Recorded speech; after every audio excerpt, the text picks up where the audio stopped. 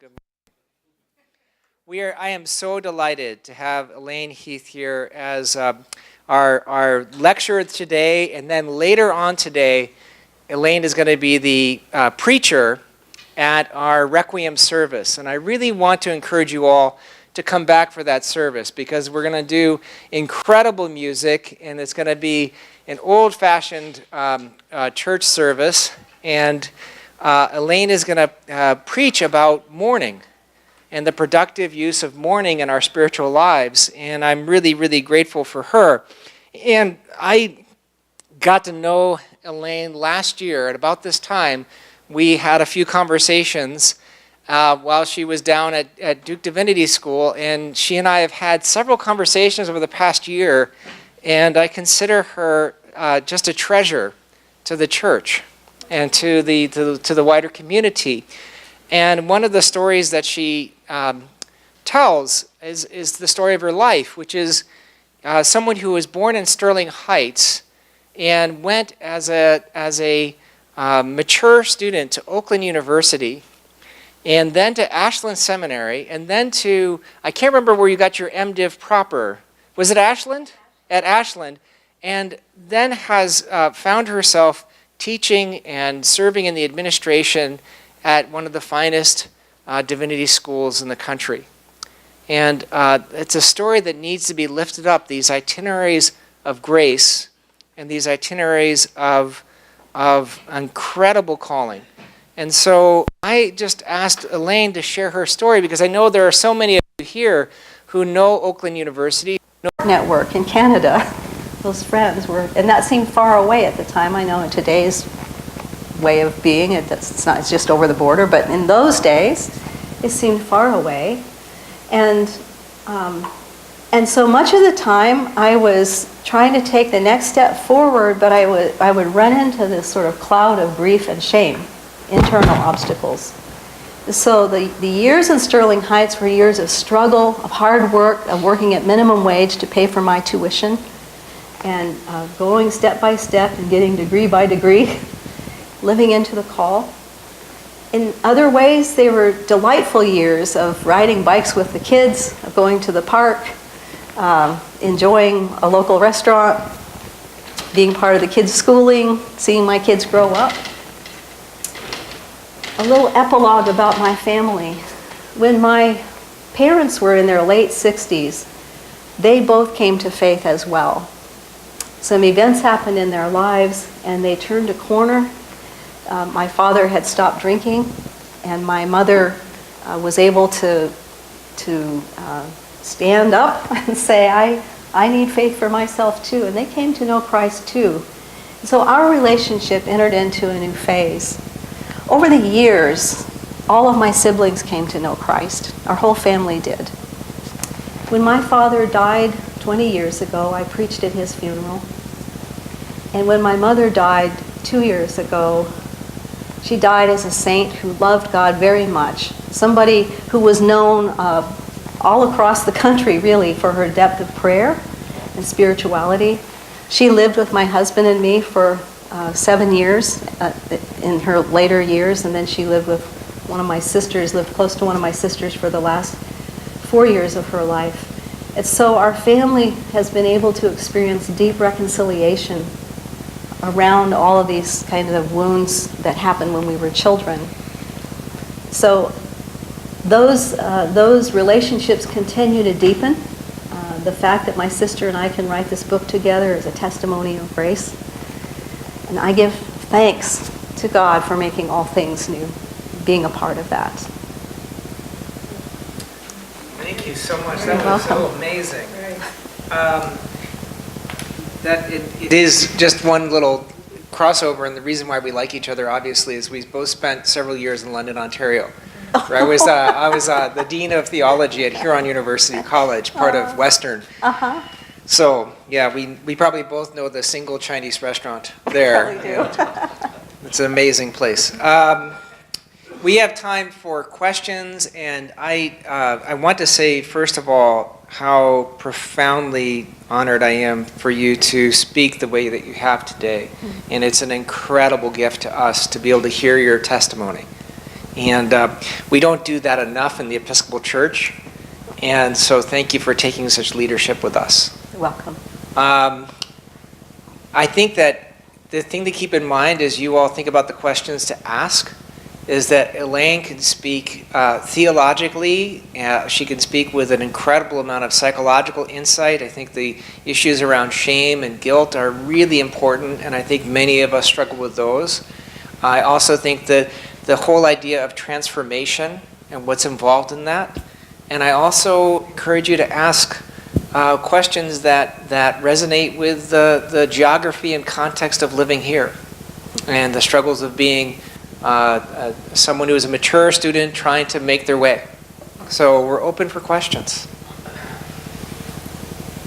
Pastor Manisha. I was curious, can you tell us a little bit about how one goes from being ashamed of who they are to being transformed? Can you share with us some of the things that you had to do internally, what happened externally? Yes. So my waking up to the shame happened when my eldest daughter was in the 5th grade. This is when we still lived in London, Ontario. And I've written about this in a book that's coming out. I had an earlier version of the book called We Were the Least of These.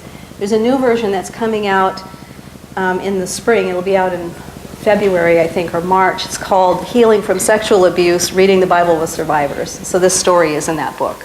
Reading the Bible with Survivors.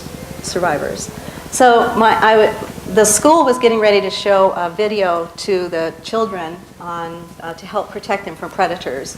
And so they wanted to screen the video with the parents. And so they had parents come for this meeting and watch it. And then we had to sign a permission slip if we were going to allow our children to watch it. So this was at night, and our house was right behind the school. There was a field. It was dark outside. I had gone and watched the film, and I was walking back down the walkway, getting ready to turn into the driveway to our house. And I was walking with a neighbor that I really didn't know at all. We were just walking, and she says to me, "Are you going to let your daughter see this movie?"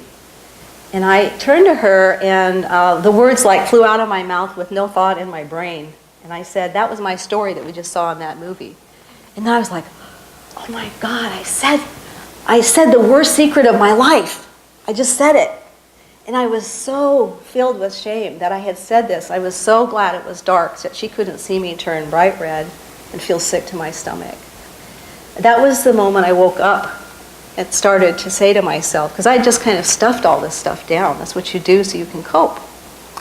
And it wasn't long after that we moved here, and then I started in schooling, and it was in the process of school I began taking classes and learning about these things. And because I didn't have resources in the very conservative church where I was, we didn't talk about these things.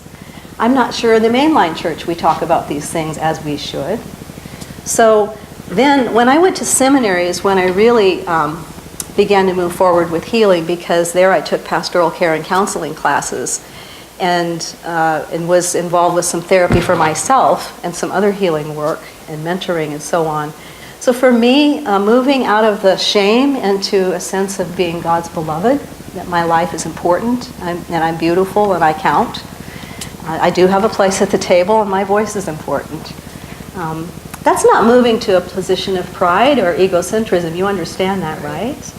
That's about being a healthy human, having a healthy ego, a healthy self. So that all happened through these streams of study, appropriate medical help, friendship, talking to my sister. She had entered school to become a therapist, and so we would talk every week on the phone. We'd make those expensive long-distance calls and talk to each other. And I learned a lot about shame. In time, as a pastor, I used to lead shame recovery groups for people because we're in a very shame-bound society. So that's how I kind of moved towards healing from shame. I learned about adult children of alcoholics and other sort of shame-based family systems. There's a question over here from Stephen Hubrick. Hi, I'd like to hear more about the book you're doing with your sister, and I'm particularly interested in sort of how her journey and her perspective from more the psychology and counseling world has affected your thinking, and likewise how your perspective as a theologian has affected her thinking. Sure.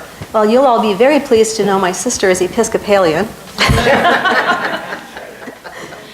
She's Episcopalian. And there might be a future for you, Elaine. Just kidding. But we won't need to do it because we're supposed to be getting together as churches in 2020. We are, so it might be all right. Yeah, there's that. That's something's afoot. I don't follow these things enough. Right. Yes. So my sister is also a person of deep faith, and also she came out of when we were children, and we all sort of found our way into the church as teenagers and young adults, and so she found her way into the Southern Baptist Church. That was her first entree. So she also had some fundamentalism that she wanted to leave behind in due time. So we are very close. We talk to each other regularly, and we process our thinking together when we're learning something new that has to do with these topics. And so Janine has been helpful to me I've had quite a few classes in pastoral care and counseling. I was fortunate to be in a program where I could take those classes when I did my master's degree. I've also done a lot of independent study in this area. So Janine and I talk about how the psychotherapeutic wisdom streams can inform theology. And then as a theologian, I talk to her about, oh, did you know that Gregory of Nyssa said this? Well, this reminds me of what Augustine said and did. And, oh, Phoebe Palmer, you need to know this. So we are conversation partners, and it's a dynamic relationship that's rich and fun and life-giving. Yeah. Anthony Estes has a question. Thank you. He's going to be ordained in So exciting. what, Yeah. like 21 days? Yes. Something like that. All right. Something very close.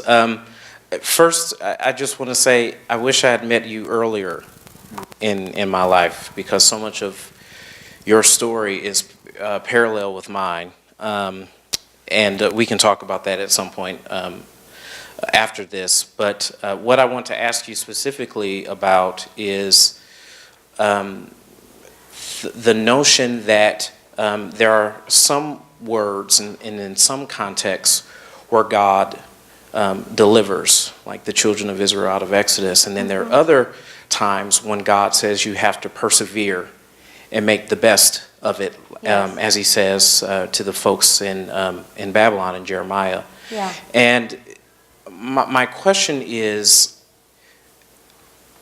looking back, what would have been, looking back and looking forward, what would have been the word of healing that you or someone in a similar situation would have needed to hear if, when you prayed, God said, you have to stay and you have to persevere and you have to make the best of it, and I don't want you to feel shame, and I don't want you to have all these other things. And so what package would that have had to come in for it to be good news for you and for people in very broken situations as well? Does that question make sense, Dr.? Makes perfect Heath? sense. Okay. Thank you. Gosh, I have three things in my head at the same time. Which one will I take?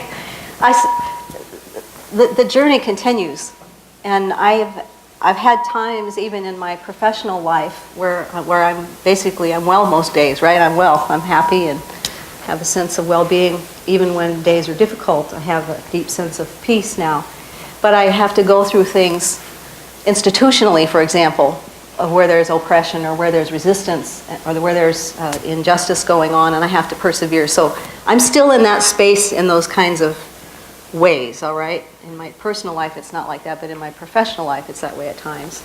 And so here's how God helps me at those times. My theology has been informed in a significant way by the ancient Celtic Christian streams.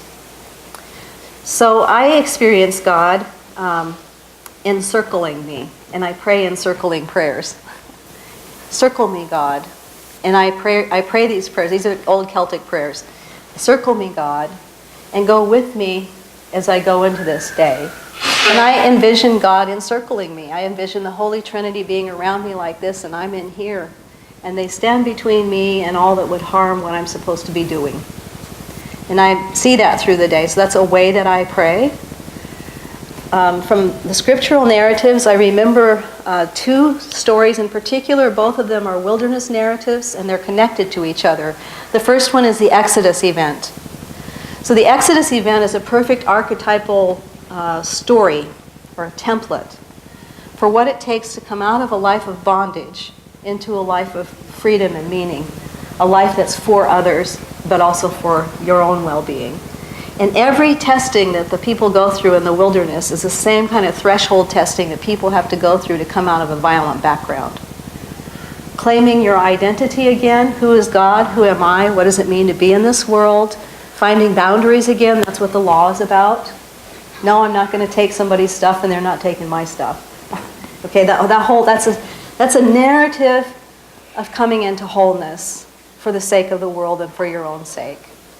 So there's that wilderness narrative, which is the pivotal story of the Hebrew Bible. Then in the New Testament, in the Gospels, we find Jesus at his baptism, the appearance of the Trinity at the baptism, right? All this affirmation, the voice of God saying, "You're my beloved Son," etc. The dove comes down, although Debbie Blue says it was likely a pigeon, which makes the Holy Spirit a street bird. And so on. The Spirit is given. And immediately after that, the Holy Spirit drives Jesus into the wilderness to be tempted, tested, to be lied to, attempted trickery, shaming, innuendo. This is how the satanic voice works in that.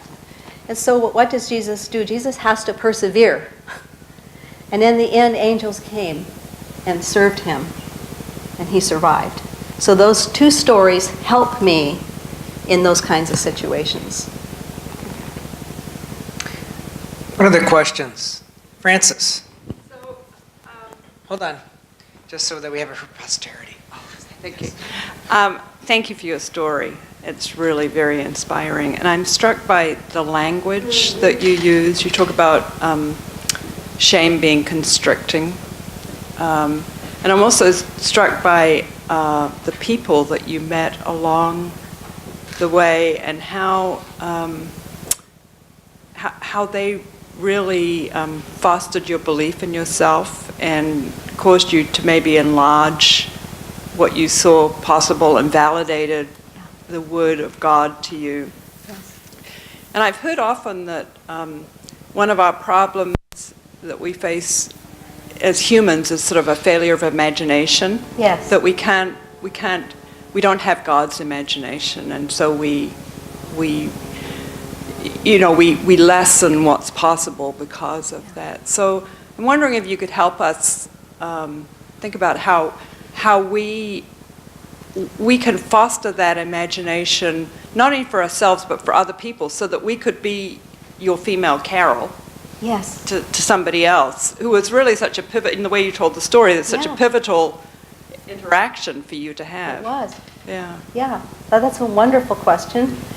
How do we become the people who become the good angels, the good messengers who bear a good message to our neighbors around us? How do we become those kinds of people?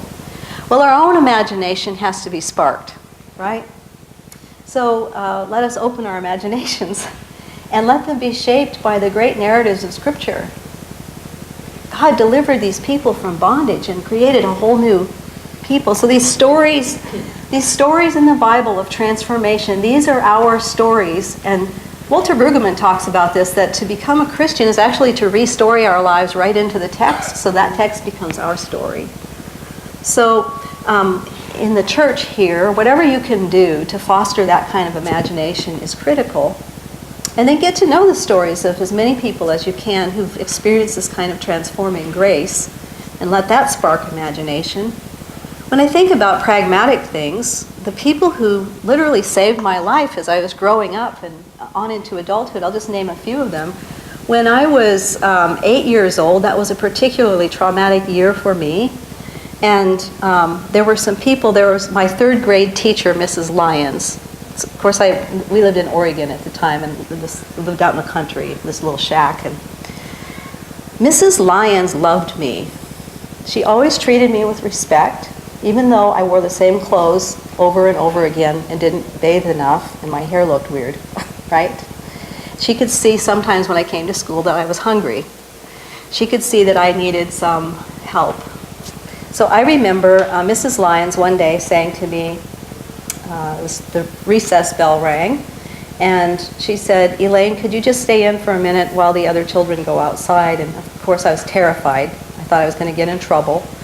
So I stayed and walked up to her desk, and I was really little, and she opens the drawer in her desk and she pulls out some Avon hand cream, a little tube of, and she opens it up. One of the things I loved about Mrs. Lyons was she always smelled nice. She smelled like, I think it was called Here's My Heart, Avon. And she had red lipstick and black hair, and she had kind eyes, and she gave us graham crackers and milk and read Little House on the Prairie aloud to us. So I adored her. I bonded with who she was. So she pulls us out and she said, "Elaine, I noticed that your arms are dry. Would you like to have some, would you like to have this?" And she put a little bit on her hand. She took my little forearm, appropriate touch, put a little cream on my arm, and she said, "Would you like to have this?" I was so overwhelmed. I felt like a princess. I said, "Yes." She put the lid back on and gave it to me, and I put it in my desk, and the rest of the day I went around like this, sniffing my arm. I felt so important. So Mrs. Lyons was able to be present to me. On my report card, I still have a report card from her that my mother saved, and it says, "Elaine has unusual insight for a child her age." So Mrs. Lyons would name whatever she could about me that was that she could dignify. And she was appropriate. She was able to give something to me without making me feel small or diminished. And so there were people like her along the way who had those same characteristics that helped me continue to see myself in a different way. Is that helpful? We had neighbors that would invite us to eat with them. I mean, how many children go and play with the adults next door? But that's what we did. We'd find adults that we could go play with because we needed some adults. And so there were adults who actually were healthy and treated us well. There were some that were predators too, sadly. But the ones who were healthy and helped us, we bonded with them. And that was part of what worked too. Marion, this has got to be the last question, unfortunately. Go ahead. From your experience, could you talk to sometimes the conflict between mission and outreach? Somehow we hear one needs to address the physical welfare of people and kind of neglect their spiritual welfare. Most Episcopal churches address the physical welfare and neglect the spiritual welfare of the stranger in the street. What do you think is the most important? Should it be either or both? That's a good question. Methodists struggle with the same thing. And especially those of us who are lower middle class up to quite affluent have a tendency in our culture to think that being blessed means having stuff. And if we have stuff, that God's blessing us. That's kind of our mindset, and that's not it at all. Being blessed means God is with us. So what we need to do is learn how to neighbor well. And neighboring is about forming real relationships with people that are mutually enriching. And this means we eat together. This means we do some life together. We talk together. The hardest thing in American society is to cross the economic boundary. It's much harder than crossing the anti or pro-LGBT boundary or racial boundaries or any of those. The economic boundary is the toughest one in our society for us to make real friendships across, because we are so addicted to money and power and control, the spirit of mammon, as Jesus would say. So forming real relationships with people, this means the church needs to be actively deployed in every kind of neighborhood, right?